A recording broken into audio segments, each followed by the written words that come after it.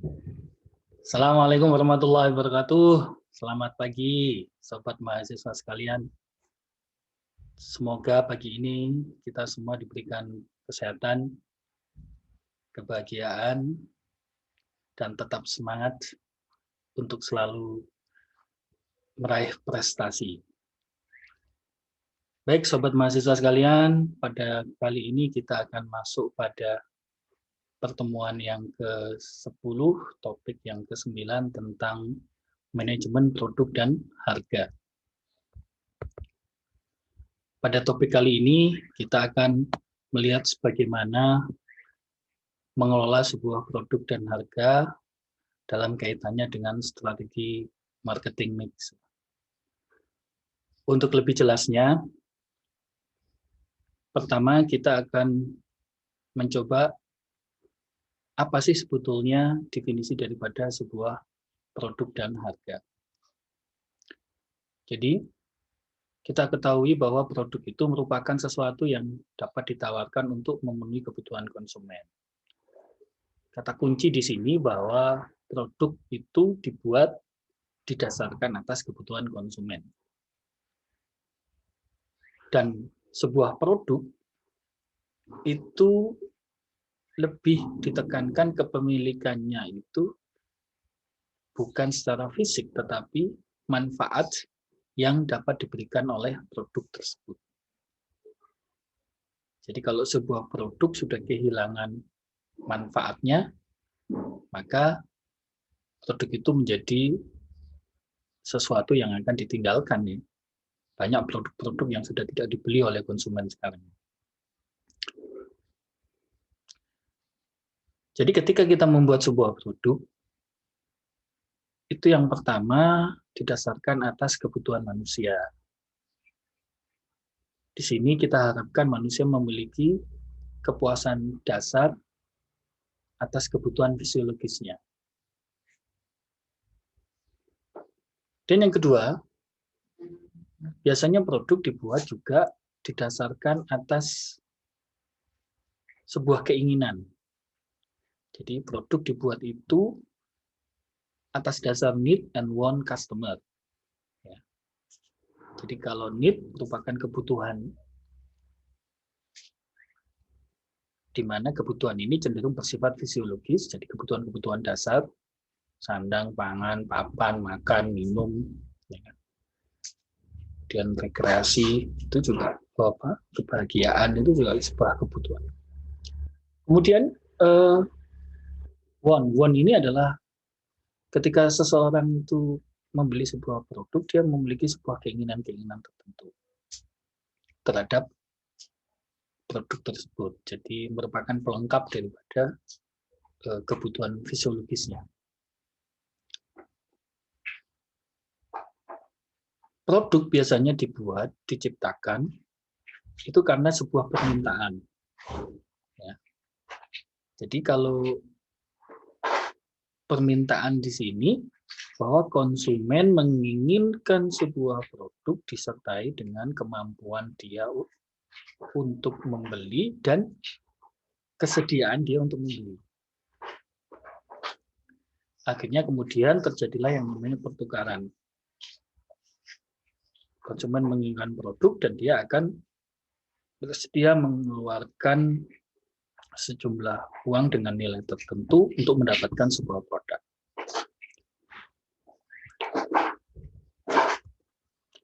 Tingkatan produk ya. Jadi tingkatan produk itu terdiri dari yang pertama adalah core benefits daripada sebuah produk itu, manfaat inti. Jadi manfaat inti ini tidak boleh hilang. Banyak ketika produk berorientasi untuk melakukan sebuah expected produk, tetapi dia meninggalkan core benefitnya, ini juga akan ditinggalkan. Contohnya misalkan orang berpergian naik pesawat, itu butuh core benefitnya adalah dia butuh cepat, selamat, dan aman. Itu core benefit. Ya. Ketika kondisi COVID-19 ini, kalau ada sebuah industri penerbangan yang tidak bisa memastikan core benefit tadi, jadi rasa aman tadi, aman tidak terkena COVID, ya dia akan ditinggalkan. Ya, itu salah satu core benefit. Kemudian basic produk, jadi apa-apa saja yang harus ada di dalam sebuah produk itu. Jadi kalau misalkan tadi sebuah pesawat tadi, jadi yang ada di dalam pesawat itu harus ada misalkan pilotnya, pramugarinya, kemudian di situ ada penjelasan standar keamanannya, kursi duduk yang nyaman, kemudian ada fasilitasi untuk makan dan minum. Nah, itu basic. Ya, basic. Kemudian expected product. Nah, jadi expected product itu produk yang diharapkan. Jadi misalkan expected product tadi itu kalau dalam industri penerbangan berarti apa? Jadi misalkan berharap di dalam pesawat itu ada media multi, jadi media entertainment, ya. Jadi multimedia. Kemudian berharap misalkan dapat makan yang fasilitas snack gratis, ya. Itu expected product.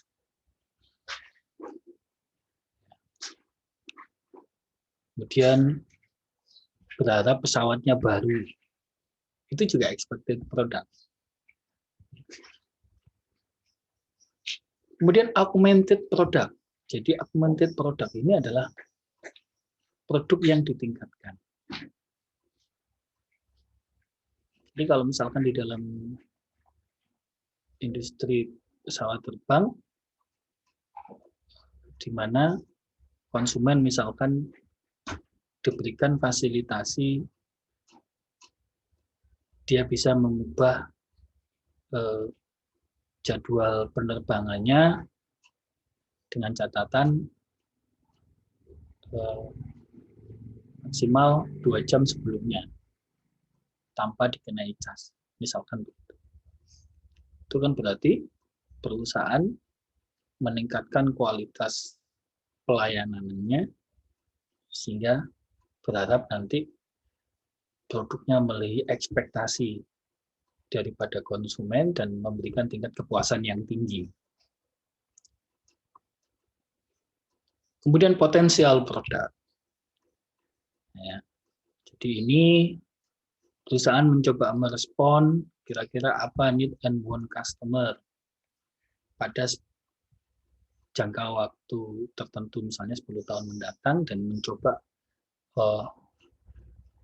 produk tersebut dibangun dan dipenuhi saat ini.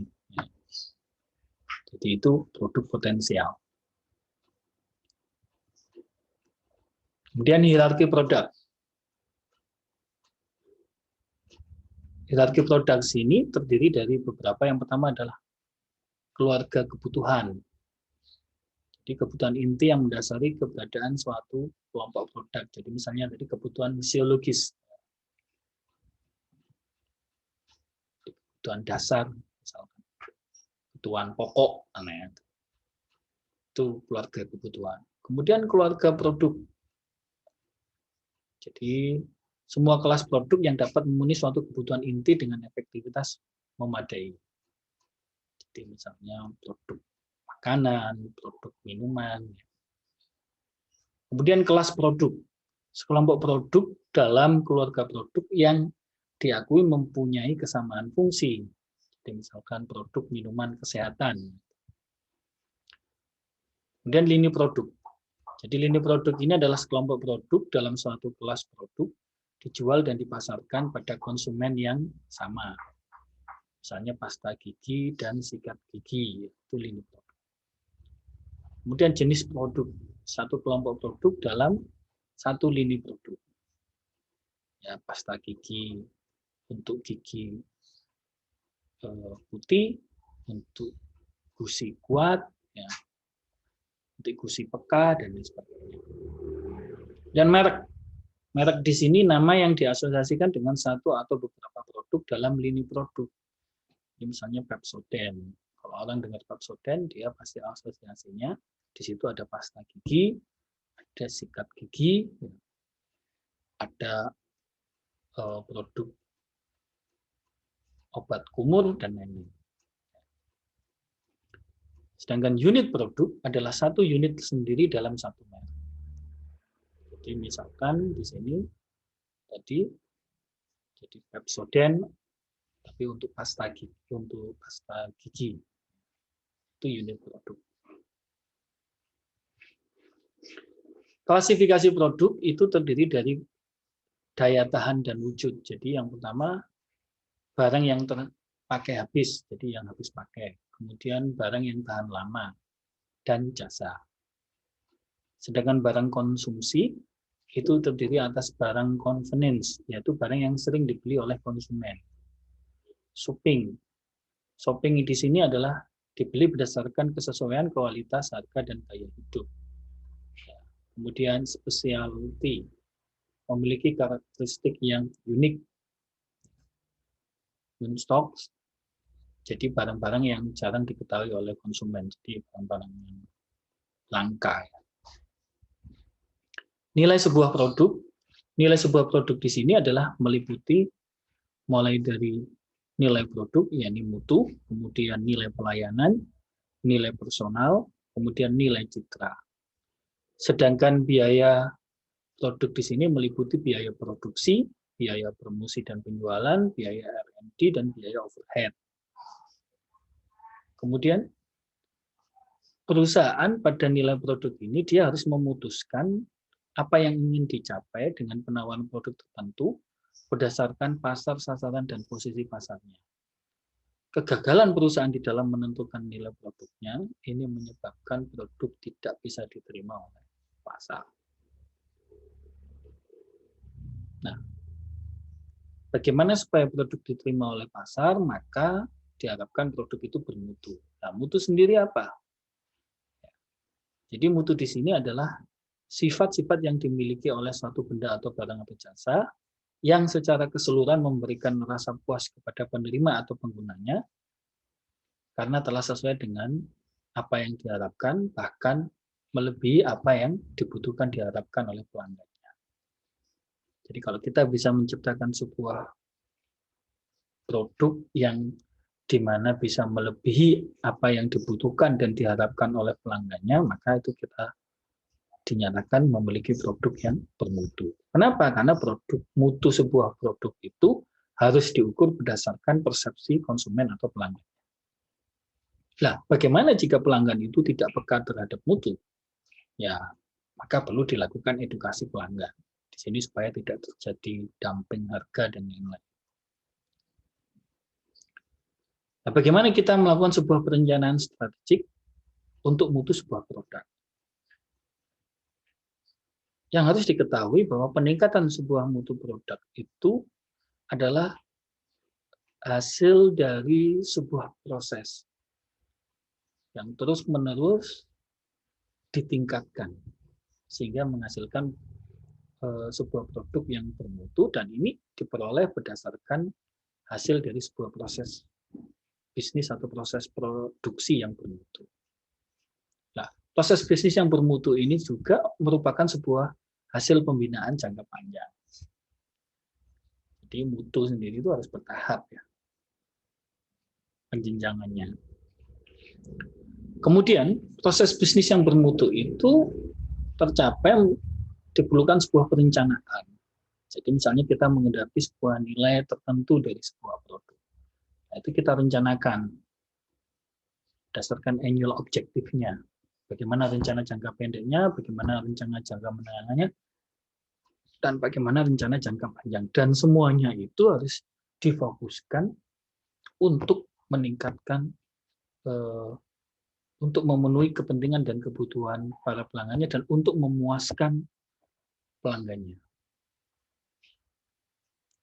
Dan penetapan tadi rencana jangka pendek, menengah maupun panjang untuk meningkatkan kualitas mutu produk itu harus disesuaikan juga dengan perkembangan kondisi daripada perubahan lingkungan eksternal atau lingkungan bisnis. Nah, kalau kita ngomong mutu produk, biasanya itu selalu dikaitkan dengan teknologi. Teknologi sendiri juga memiliki sebuah siklus. Ketika sebuah teknologi itu awal diperkenalkan, maka perusahaan butuh melakukan yang namanya awareness, kesadaran. Bahkan di sini bahkan perusahaan harus melakukan edukasi. Ini loh perubahan teknologi yang ada, dan ini loh kami punya teknologinya. Nah, ketika nanti kenal, kemudian akhirnya tertarik, tumbuh, kemudian banyak yang beli, dewasa. Nah, ketika banyak yang beli dewasa, pasti di situ muncul pesaing. Nah, ketika muncul pesaing, maka produk akan bersaing di situ, masyarakat juga jenuh. Ya kan? Akhirnya butuh yang namanya inovasi. Nah, pada pengembangan teknologi, sebuah produk itu selalu dikaitkan dengan gaya atau style. Di sini, biasanya pada tahap awal, bagaimana sebuah posisi di mana produk itu memiliki teknologi yang tinggi, tapi modelnya rendah. Jadi kalau kita membuat sebuah produk, itu tidak hanya dari sisi teknologinya bagus, tinggi, tapi juga modelnya harus tinggi. Jadi ini pergerakannya seperti ini. Ketika model produk itu rendah, maka harus diarahkan ke model atau yang tinggi atau skala yang tinggi. Dan ketika model produk teknologi produk itu rendah, maka harus diarahkan kepada teknologi yang tinggi sehingga ketemu titik temunya di sini, di mana produk itu memiliki nilai style yang tinggi dan teknologi yang tinggi. Style di sini adalah memenuhi gaya hidup konsumen. Nah, kaitannya kemudian dengan persaingan, bagaimana posisi LabSecon? Jadi,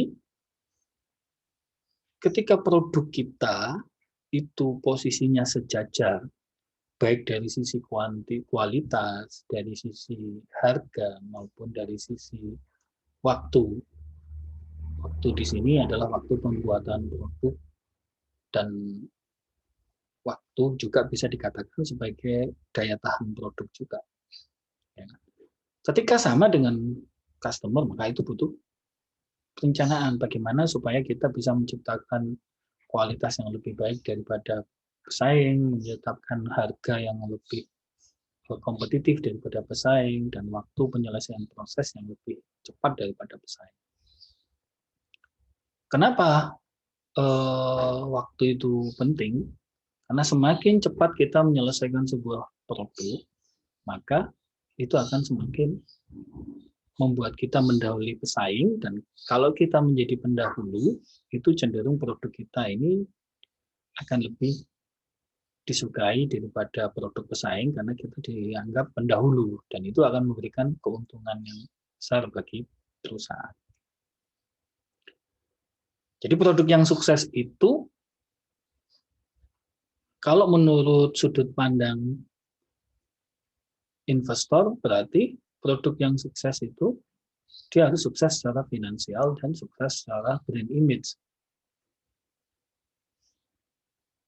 Sedangkan secara umum produk yang sukses itu memiliki fitur dan bentuk yang oleh customer-nya, oleh konsumennya dipandang berguna, berdaya guna, dan sangat diinginkan. Dan sebuah produk yang sukses itu berdaya jual tinggi dan memberikan profit yang tinggi. Contohnya misalkan produk yang sukses itu Apple. Apple itu bisa menjual produk 2-3 kali lipat melebihi harga produksinya. Nah, itu sangat sukses ya. Itu karena kekuatan merek brand. Dan kenapa konsumen membeli? Karena konsumen menyadari bahwa produk Apple itu dipandang berguna, berdaya guna, dan mereka sangat menginginkannya. Bahkan produk-produk baru Apple itu ditunggu oleh konsumennya. Dia memiliki miliaran konsumen absolut. Nah,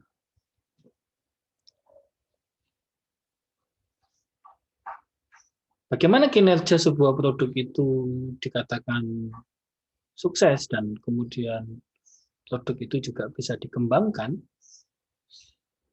maka ada 5 parameter untuk menguji kinerja sebuah pengembangan produk.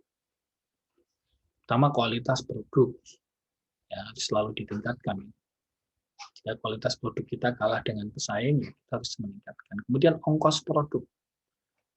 Ongkos produk di sini ya kalau biaya produksi menjadi tidak efisien, ya harus ditingkatkan. Salah satu kalau di Indonesia ini beban biaya produksi tertinggi itu adalah biaya tenaga kerja. Maka dari itu banyak manufacturing yang moving, berpindah pabrik dari yang UMK-nya tinggi ke UMK-nya rendah. Kemudian waktu yang diperlukan untuk pengembangan, ongkos pengembangan, kapabilitas pengembangan.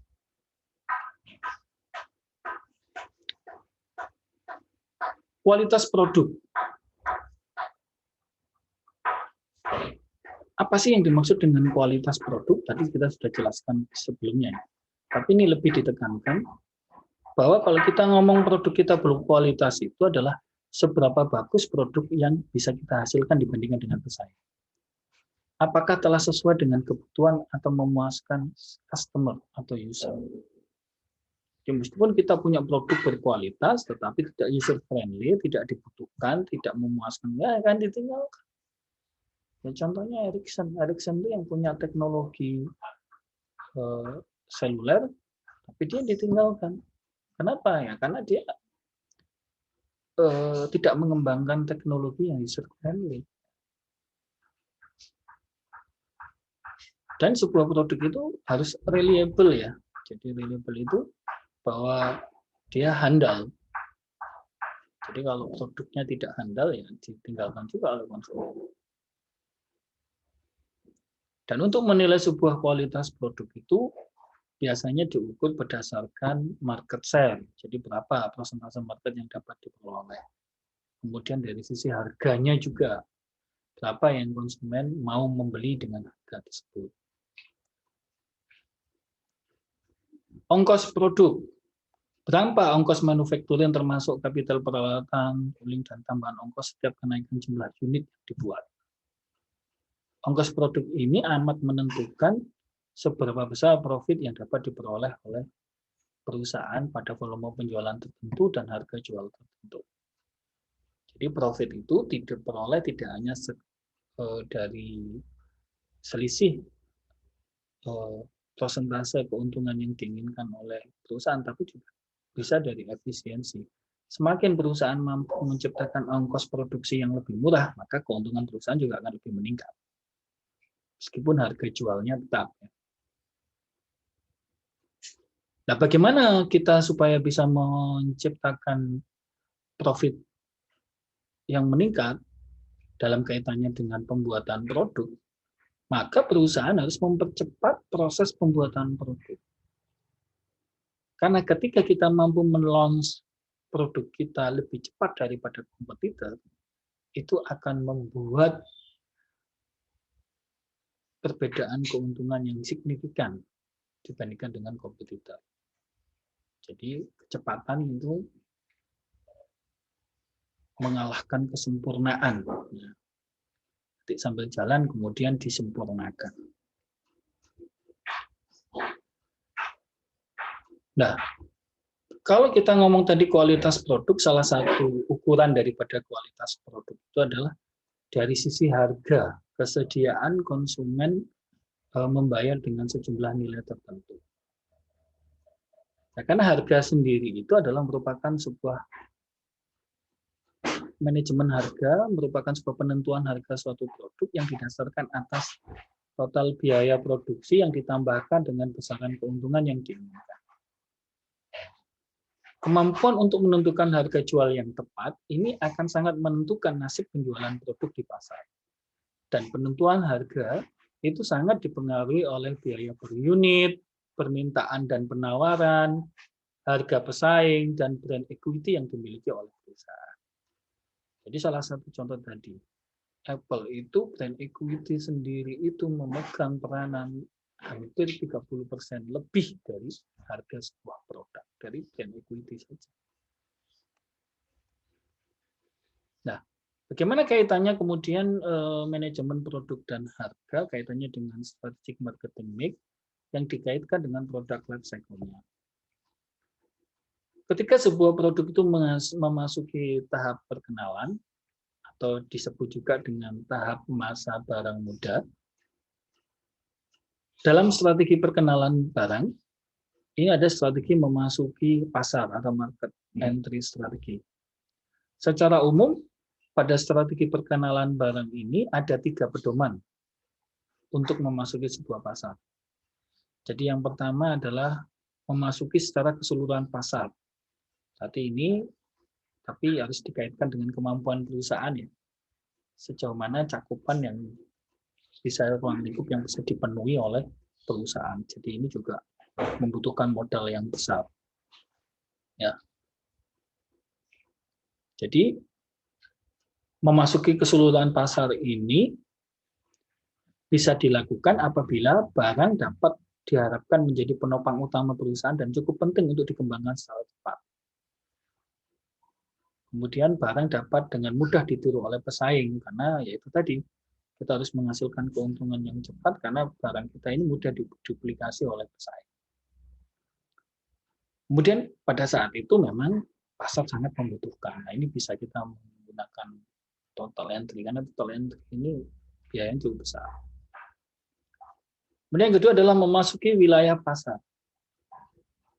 Jadi kita hanya masuk pada wilayah-wilayah tertentu yang itu menjadi segmentasi dan target pasar kita yang bisa kita penuhi dengan baik.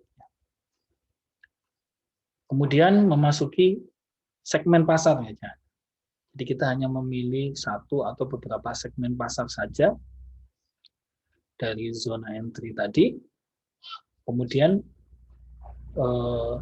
itu pun juga didasarkan atas sebuah riset di mana di wilayah tersebut sudah terjadi diprediksi adanya permintaan yang kuat dan dia menjadi sasaran utama dari produk kita.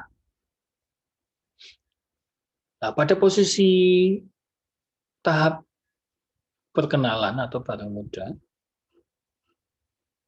di sini strategi marketing mix yang bisa kita lakukan untuk pengenalan barang baru. Yang pertama pada sisi produk.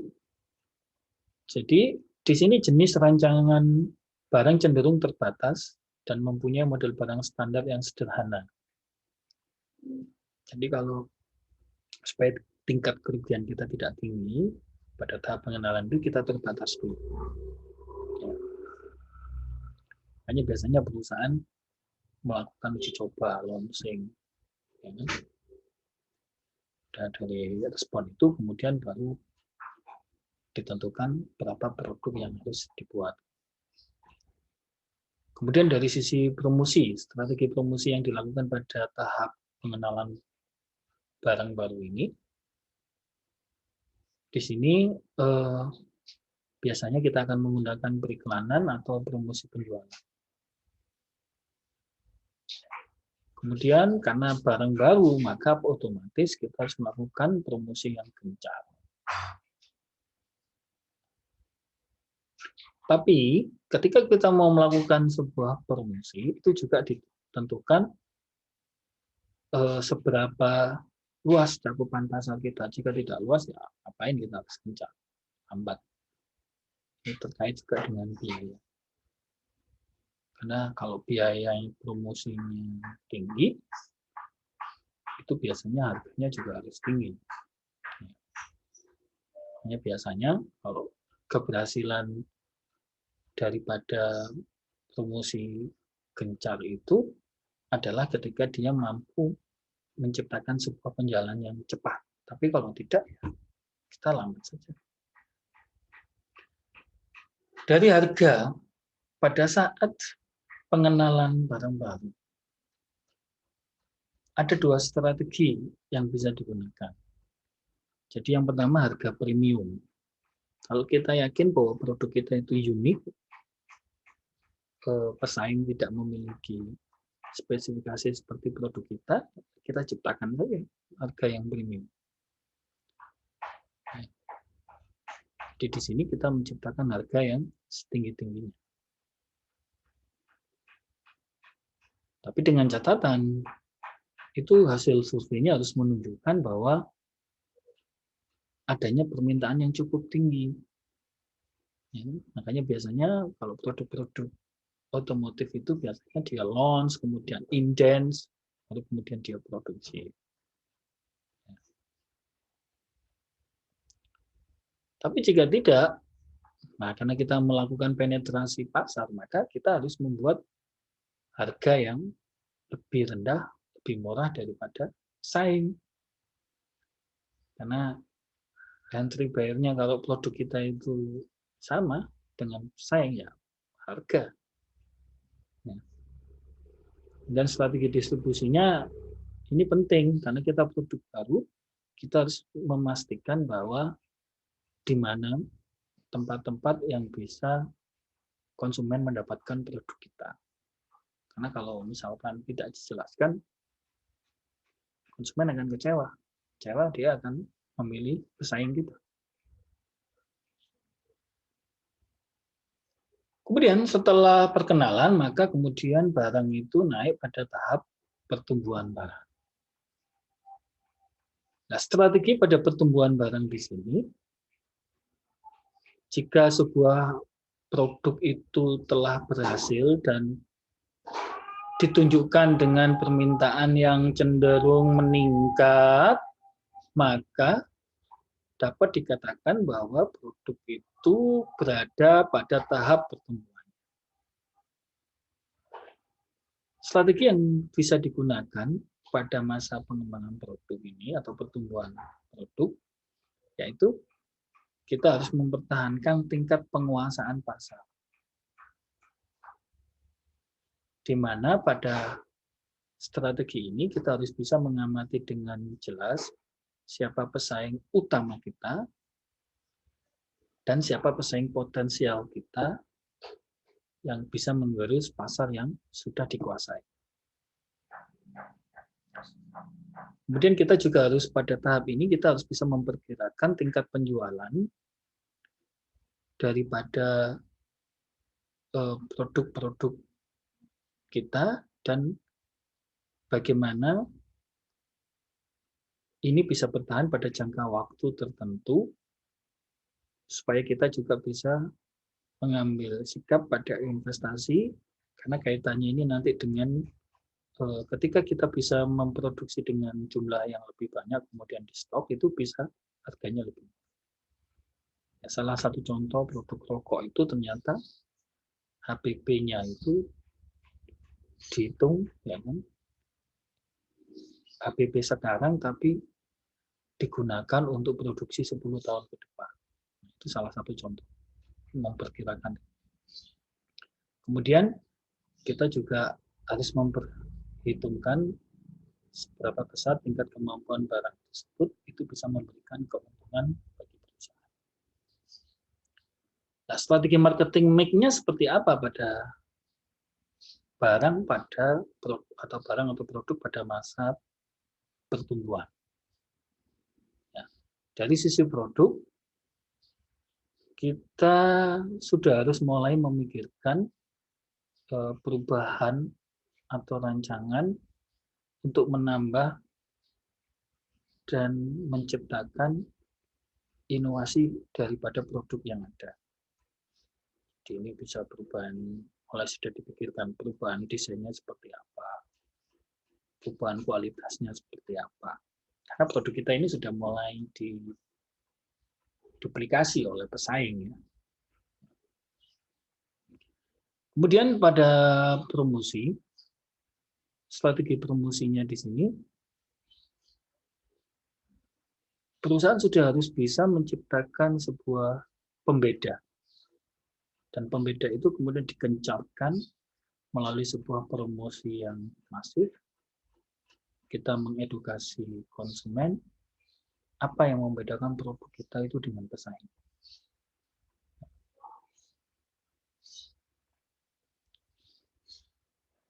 Dari sisi harga, ya. Jadi pada tahap pertumbuhan ini, kita akan melakukan sebuah pergeseran dari harga penetrasi, dari harga yang tadi tinggi ketika memiliki keunikan tadi ke harga penetrasi. Tapi kalau harga kita sudah harga penetrasi, ya sudah dipertahankan saja supaya konsumen masih tetap memilih produk kita. Pada tahap distribusi, di sini strategi distribusinya, itu kita juga harus mulai selektif. Karena konsumen juga sudah mulai memperhatikan.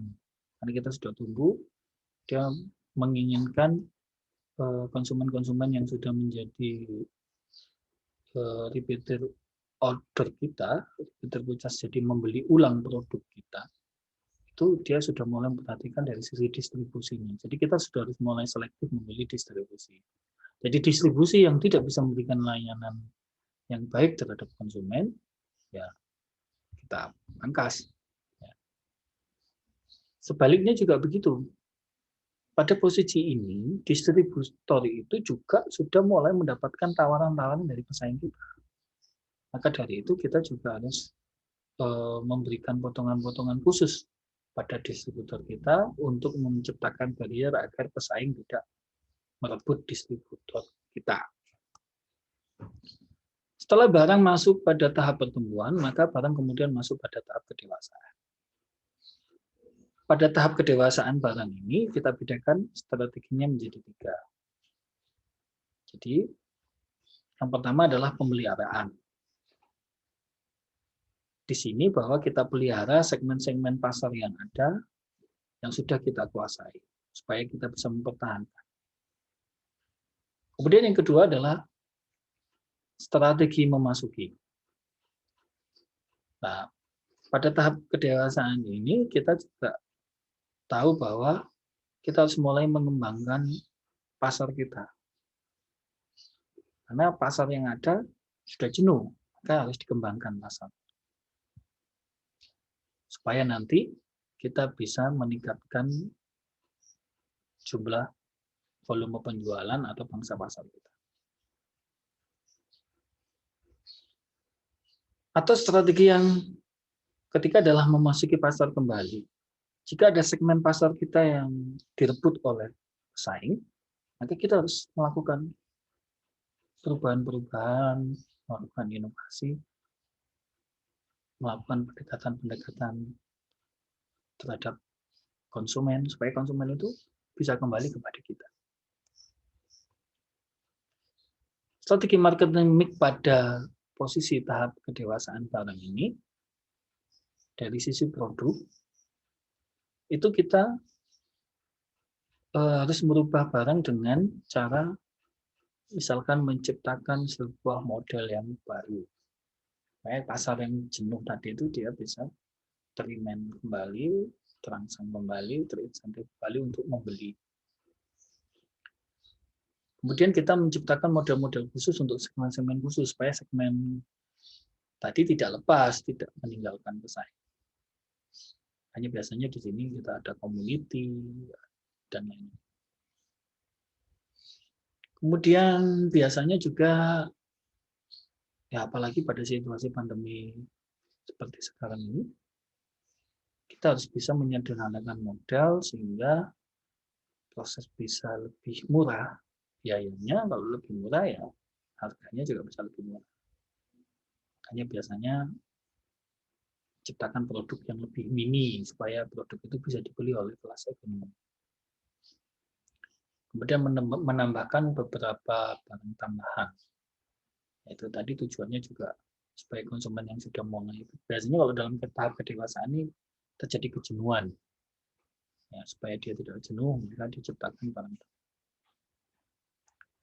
Itu jika merubah barang. Bisa juga dilakukan dengan merubah bungkus. Ya. Kemasannya diubah. Bahkan di kemasan itu ada nilai manfaatnya. Misalkan biasanya ada bentuk-bentuk yang bisa dipakai untuk mainan anak-anak. Nah, pokoknya bisa menumbuhkan daya tarik. Atau bisa menawarkan yang praktis, kemasan yang praktis, dan menambah merek. Nah, jadi biasanya juga branding, ada merek-merek yang kuat, dan dikaitkan dengan produk yang jenuh tadi. Kemudian menambahkan pelayanan. Ya. Pada tahap ini, kita menambahkan jaminan atau garansi. Strategi promosi pada tahap kedewasaan juga perusahaan sudah harus mulai memikirkan untuk mengurangi biaya promosi. Karena pada tahap kedewasaan itu barang sudah sangat dikenal, justru yang dibutuhkan adalah bagaimana kita mempertahankan pasar yang ada. Berarti duit yang biasanya digunakan untuk promosi itu digunakan untuk memberikan diskon, untuk digunakan untuk menciptakan nilai tambah produk untuk lebih meningkatkan kepuasan konsumen. Kemudian pada tahap jenuh ini juga perusahaan sudah harus mulai merencanakan harga yang lebih murah. Ini biasanya produk otomotif ya. Kalau produk otomotif itu kalau sudah tahap jenuh itu diskonnya gila-gila. Ya, itu salah satu contoh. Distribusinya juga, ya. Jadi kadang-kadang itu produk kita itu sama distributor itu dijual dengan harga yang lebih tinggi. Nah, ini biasanya ketika produk kalau sudah mulai jenuh kita mulai menekan. Ya banyak ya produk otomotif itu biasanya kalau sudah jenuh dia menekan dealer pun juga supaya mengambil keuntungannya tidak banyak. Ya. Kemudian pada tahap selanjutnya ketika sudah produk pada tahap kedewasaan, maka produk mengalami posisi decline. Decline di sini adalah produk sudah mengalami pada tahap penurunan.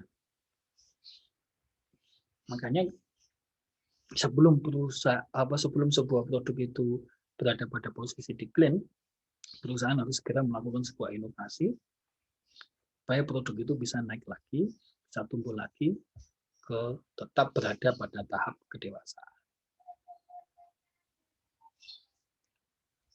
Nah, pada penurunan barang ini, kita juga harus mulai menghitung kehidupan barang tersebut terkait dengan waktu. Jadi, di sini kita harus bisa mengukur kapan produk ini harus dihentikan supaya tidak merugikan. Jadi kalau penjualannya menurun terus ya pada kita memproduksi tapi justru mendapatkan kerugian ya diberhentikan. Pada tahap ini juga biaya juga harus mulai dikendalikan dengan ketat. Karena pendapatan perusahaan semakin berkurang. Dan untuk mengurangi kerugian biasanya ya kita melakukan residu. Residu ini bisa juga pada sampai tahap penghentian produksi sebuah produk jika memang sudah sangat merugikan. Pada tahap decline atau penurunan barang di sini, strategi marketing yang bisanya kita lakukan adalah pada sisi produk. Jadi di sini kita harus bisa menciptakan pengembangan produk yang biayanya lebih murah.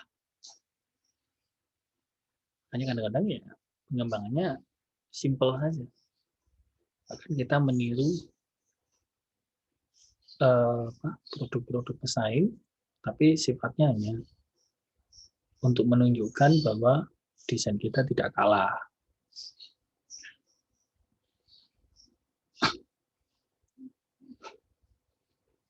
Kemudian biasanya kita mengurangi juga, contohnya produk otomotif, kalau dia sudah pada tahap ini, dia memindahkan pabriknya pada satu titik. Bahkan itu sampai region. Jadi misalnya di Indonesia ada produk mobil merek tertentu, karena dia sudah diklaim di sini, ya kemudian dia pindah misalkan ke daerah yang lebih murah, misalnya Vietnam.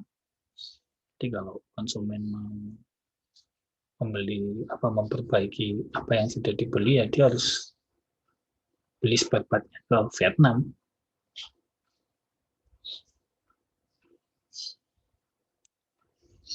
Kemudian dari sisi harga, nah di sini namanya aja produk sudah diklaim ini. Maka biasanya harus menciptakan harga-harga promosi pada distribusi sama pada tahap pendewasaan. Jadi kita harus memilih distribusi yang potensial saja. Bahkan ya mungkin kita mengurangi distributor supaya bisa meredus harga. Jadi ini para mahasiswa sekalian,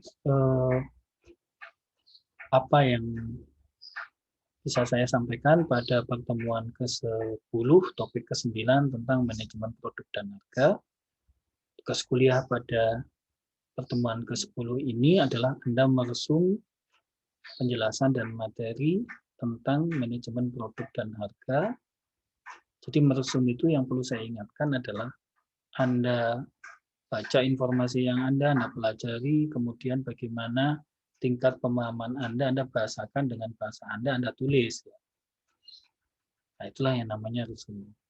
Dan tidak perlu dalam bentuk makalah, karena kemarin hasil evaluasi di pertemuan ke-1 sampai ke-7 di evaluasi tengah semester, kelemahan mahasiswa ada pada kemampuan meresum. Makanya sekarang pada pertemuan ini kita tingkatkan bagaimana kemampuan Anda di dalam melakukan resume terhadap materi perkuliahan yang telah disampaikan dan dijelaskan oleh dosen.